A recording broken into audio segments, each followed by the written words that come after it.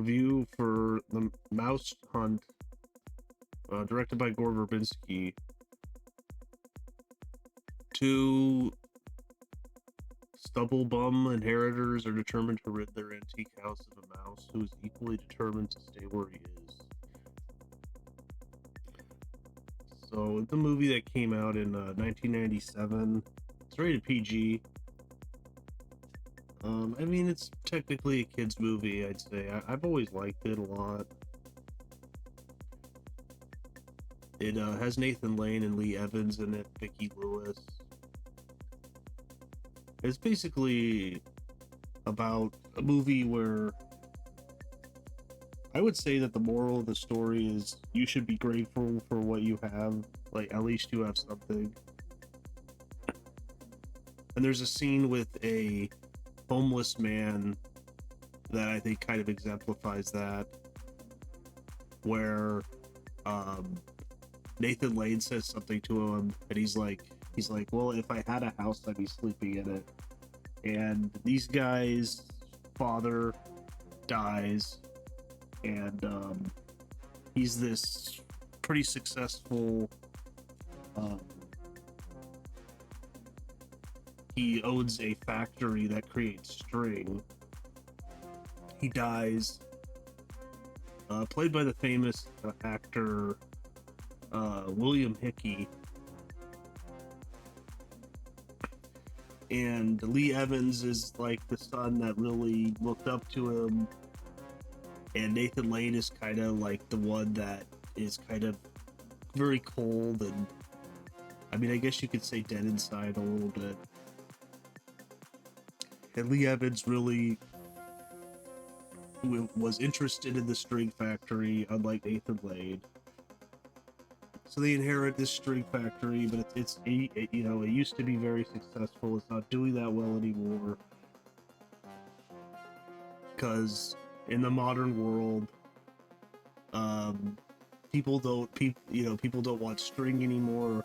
They want like vinyl, like a cord.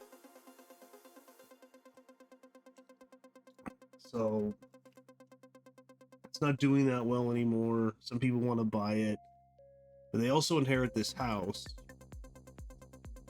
and it's this rundown old house. And and then also Nathan Lane runs a fancy smancy French cuisine, and the father also gives them a box of half-smoked Cuban cigars, a box of half-full Cuban cigars, and Nathan Lane's like, oh, I'll take this. So he takes that, he goes to his fancy French cuisine, and this really fat, overweight mayor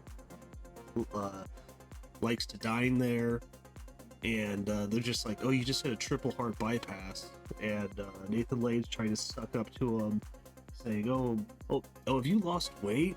He's like, oh man, you've put on a lot of muscle.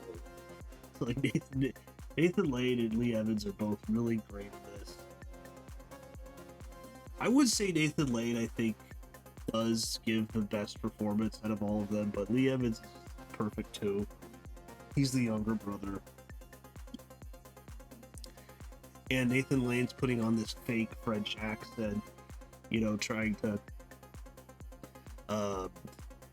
schmooze with the upper brass of society. And Nathan Lane's just really great at being this fake, kind of swarmy, wannabe for the upper class of society. And he puts the box down with the cigars, and he's making the guy his food, but there's a roach. There's this giant roach in the cigar box. It comes out and it goes onto the plate of the mayor, and then the mayor's eating, and then he takes a bite of his food, and he's like, ooh, crunchy, and he's like, oh, I love almonds. And then he has two little daughters, and then they're like, start screaming that there's a roach, and then they're like, oh, it's only half a roach. And then they look at their dad, and he's crunching on the other part of the roach, and then he throws it up, falls back, keels over, and dies. And this ruins his whole business. It's soon, um, now the government shuts it down because they say it's dirty and makes him go bankrupt. He ends up working in a small diner cooking food. He was this fancy pants, fake French wannabe um, cook. Again, kind of with the themes of the story, because he wasn't happy with that. He's not happy with any of this. He wants to be super rich. And then Lee Evans gets kicked out of his house by his wife, who's basically a money grubbing, guess you could say whore, which plays later into the movie. But like a money grubbing woman, she doesn't love him. He loves her. He's very earnest, unlike Nathan Lane. He's very earnest. He loves his wife, but she's angry because he was offered this really sweet deal to sell the string factory, which doesn't make much money anymore, and a really sweet deal by this huge conglomerate corporation to sell it, and then they would change it into a corn factory. He says no. She finds out. She kicks him out. And this all leads them to going to the house, this broken down house that they think isn't worth much in anything at all. And in the house, they soon discover in the attic that it was designed by this incredibly famous architect. This is the last house he designed, and he designed a couple more before this, but then he went insane and was put in a mental institution for the rest of his life. So this makes the house worth tons of money. Someone tries to buy it, and he says, he's basically offers them $10 million. At the time, they don't know it's $10 million. They think they can get like a $1 million. But the guy's like, I've never paid more than $10 million for a LaRouche. And that's the architect, LaRouche. And so they're like, okay, we're going to put it up for auction, and then we're going to see how much we can get.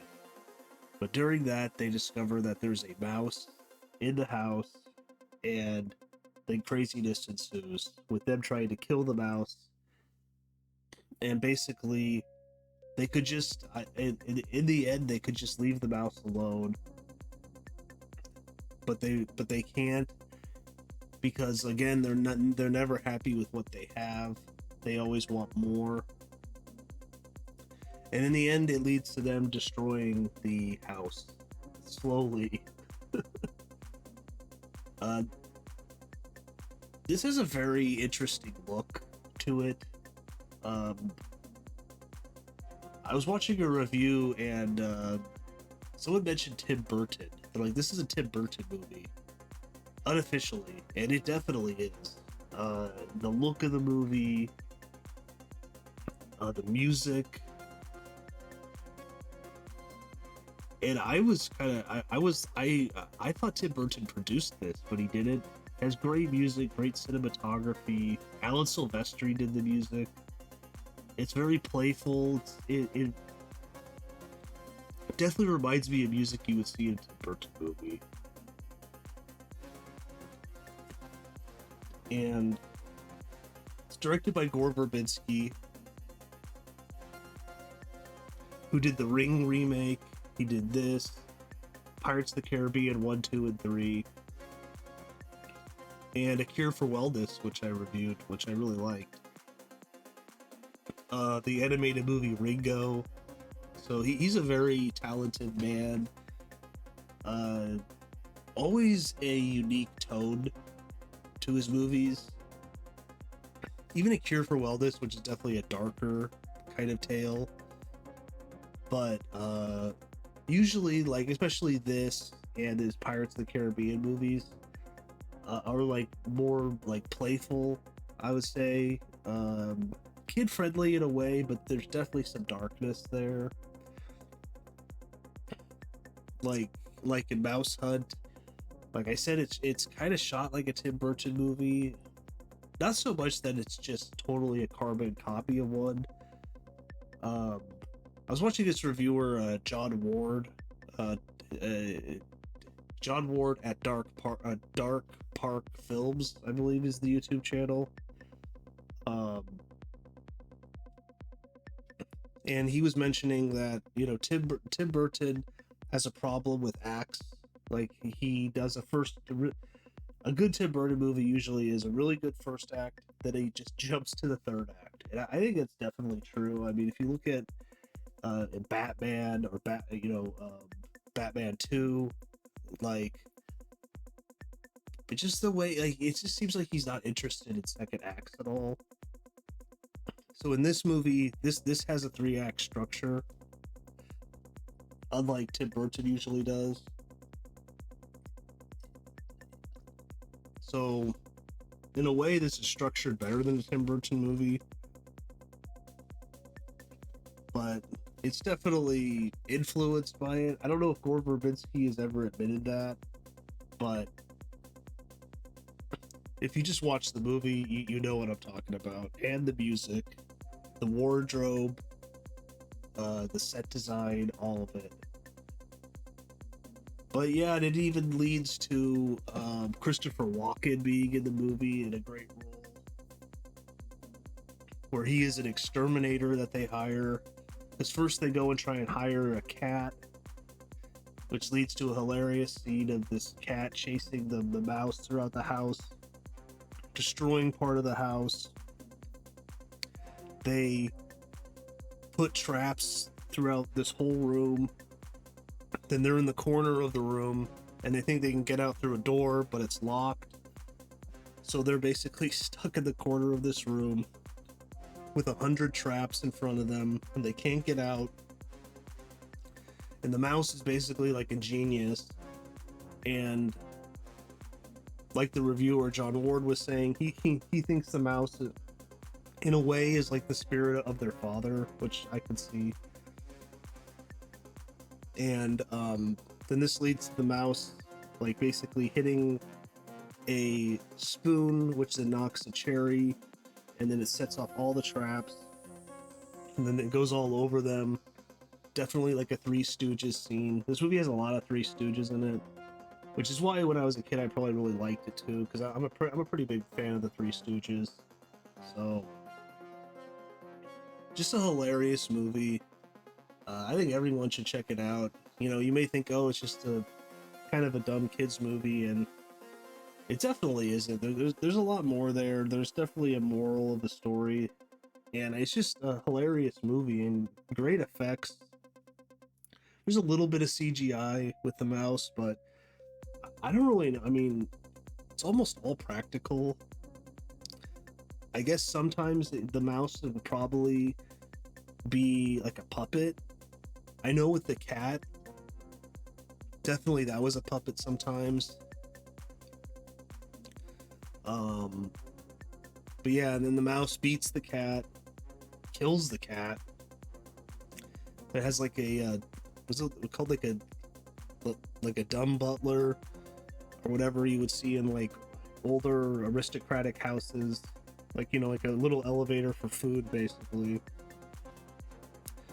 And the cat gets trapped in there, and then the mouse breaks the wire, goes down, kills the cat. I love when the mouse has like a little bed, and you see in a scene it like runs into its little house, has a little bed, and then it has like posters on the wall of like Hawaii and of like pretty ladies. So like he's like dreaming of beautiful women and going to Hawaii. So yeah, like this is no ordinary mouse, obviously. And then they get Christopher Walken to come. Great performance by Christopher Walken. Who says, to catch a mouse, you have to think like a mouse.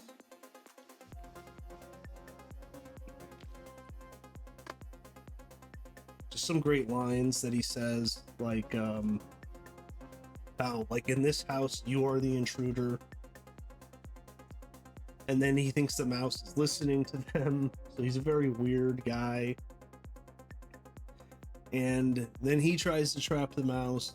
He has all these weird contraptions, kind of like a Tim Burton movie, like you would see like in Sleepy Hollow, you know, and in the Batman movies, like these like kind of strange contraptions that kind of influenced by, like, I'd say like the horror movies of the 30s, 40s, 50s in Hollywood. And of course he fails, and he has this device where it's this wire, and he's looking throughout, you know, the innards of the house. The mouse attaches it to his car, and he gets dragged throughout the whole house, which destroys large parts of it. So they're slowly destroying this house. And yeah, I really like the movie.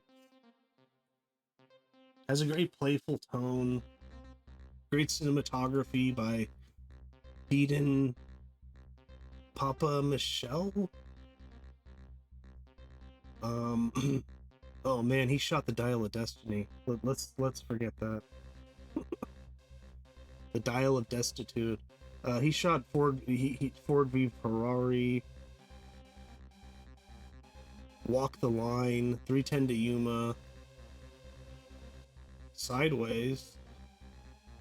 So obviously does a lot of James Mangold. Identity. That's a movie I like. I'm kind of surprised he hasn't shot a Tim Burton movie, honestly. Phenomenon, Patch Adams, but really talented guy. Like I said, Alan Silvestri does the music. Great playful music in the sense of Danny Elfman, I would say.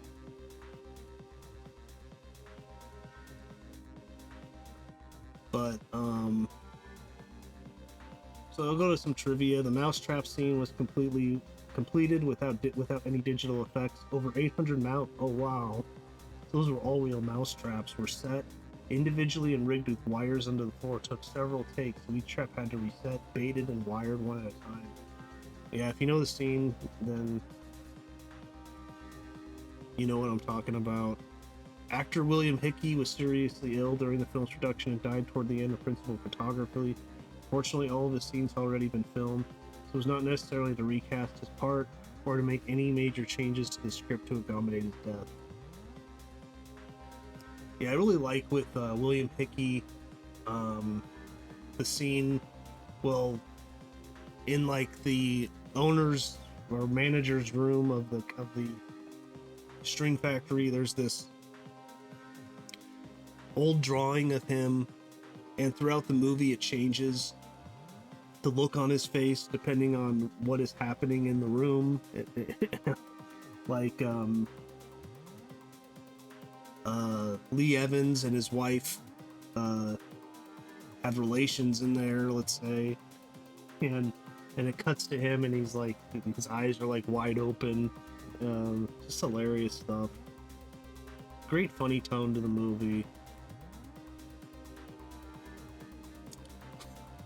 Ernie Schmutz bows to a sheik who is seeking to bid for his home. Yeah, this is at the end with the auction.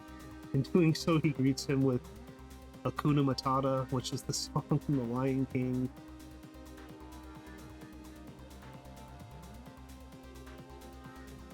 Eric Christmas and William Hickey's last film. The film is dedicated to Hickey.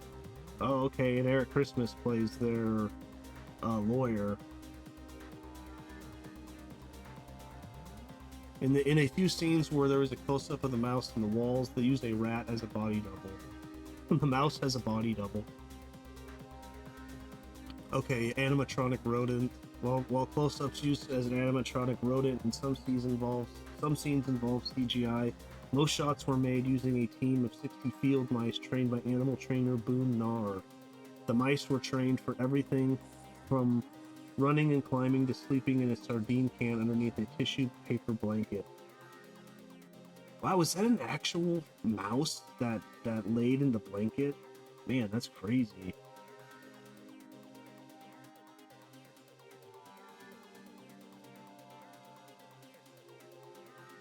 The script was initially offered to 20th Century Fox and Disney. Both studios got into a bidding war over the film rights. Late into the war came a third bidder, Jeffrey Katzenberg at DreamWorks. Katzenberg, who had just recently left Disney after a bitter falling out with Michael Eisner, saw an opportunity to get back at his former employer by getting into a bidding war. Ultimately, DreamWorks emerged victorious. The first live-action family comedy from DreamWorks Pictures, also the second DreamWorks Pictures film overall after The Peacemaker, which was released 3 months early. I don't know, that's a movie I always thought was very boring. With George Clooney.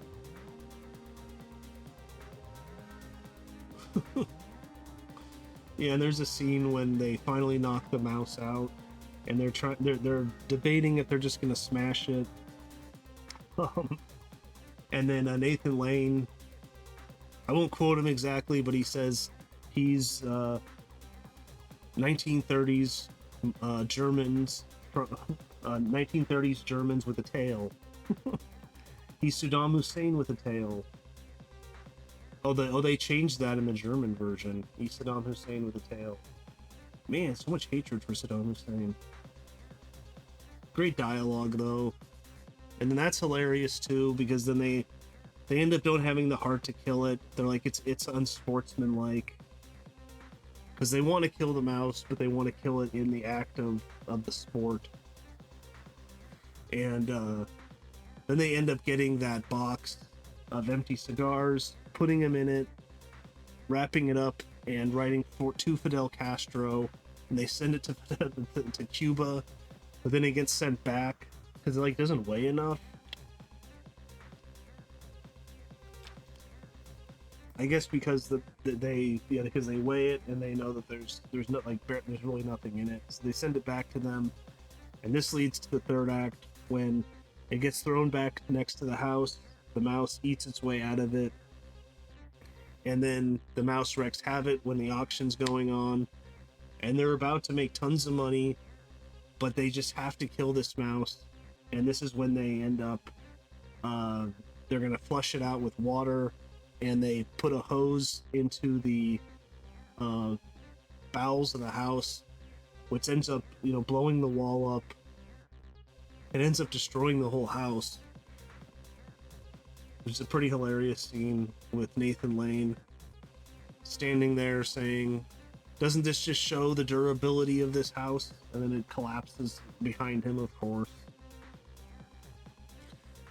Another hilarious scene is when they have a vacuum and they put it up into the mouse hole in the wall, and they think they got the mouse, but it's actually sucking sewage out, and they're like, "Ooh, man, he smells." And he's like, dead mice usually do. Then the bag explodes and there's poop all over them. Feature-length directorial debut for Gore Verbinski. Wow. He does a great job. I think he's a really talented director. He hasn't directed anything since A Cure for Wellness. This made money. This actually made pretty good money. I think his last movie flopped, though, A Cure for Wellness, and he hasn't directed anything since 2016. So, according to the book, the Winston Effect special effects supervisor and Stan Winston studio crew member Paul Najos would keep the mouse as a pet for 2 years until it peacefully passed away. It was given a burial in front of the main building of Stan Winston main studios, where it remains to this day. Oh, that's cool. The portrait, William Hickley subtly changes expression depending on how the brothers act. Yeah. And really, William Hickey just wanted them to get closer together as brothers, because he doesn't want them to sell the string factory. And in the end, they actually get an idea to make string cheese in the factory, and they actually have the mouse with them as a taste tester for the string cheese. So in the end, it all works out, and they become very successful making string cheese with the mouse. So it kind of combines the string part and also Nathan Lane's love of cuisine, which is nice. Rick Moranis was offered the role of Lars, but had announced after the filming of his previous Honey, We Shrunk Ourselves. Let's see, is Lars, yeah, Lee Evans. I could definitely see that, him as Lee Evans. That would have been interesting. But after that debuted Honey, We Shrunk Ourselves, 9 months before this film, that he was taking an indefinite hiatus from acting in order to focus on raising his children as a single parent, as his wife passed away 6 years earlier. Yeah, and he's pretty much been retired since then.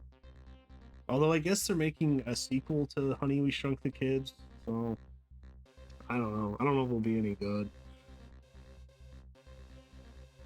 When the mayor vomits and dies after eating the cockroach, the vomit was made out of clam chowder. When the string factory starts up, the gears make a melody sound.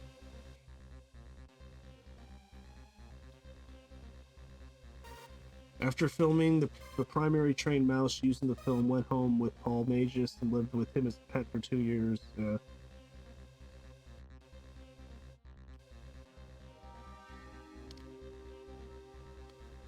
John Lithgow was turned down the role of Ernie Schmutz due to scheduling conflicts with Third Rock from the Sun. That could maybe work, but I think the casting's perfect, though, so I wouldn't change it. The film producers originally requested Danny Elfman to do the score, but he turned it down. Wow, that makes sense. It really sounds like a Danny Elfman score.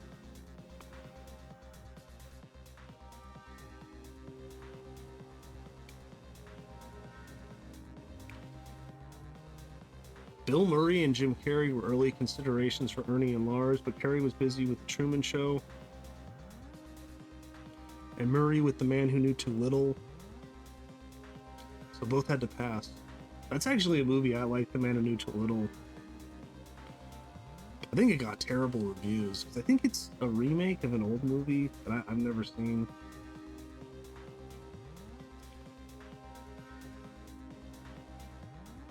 During the scene where Lee Evans is struggling with streams from his clothes being pulled out by a factory, when he places a huge foot on a fan to pull himself, you can see a hand of an arm of a camera crew behind the fan. Oh, really?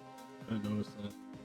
Yeah, that's a hilarious physical humor when his clothes are being ripped off in every direction. Like I said, this movie's got some great physical humor and definitely some Three Stooges.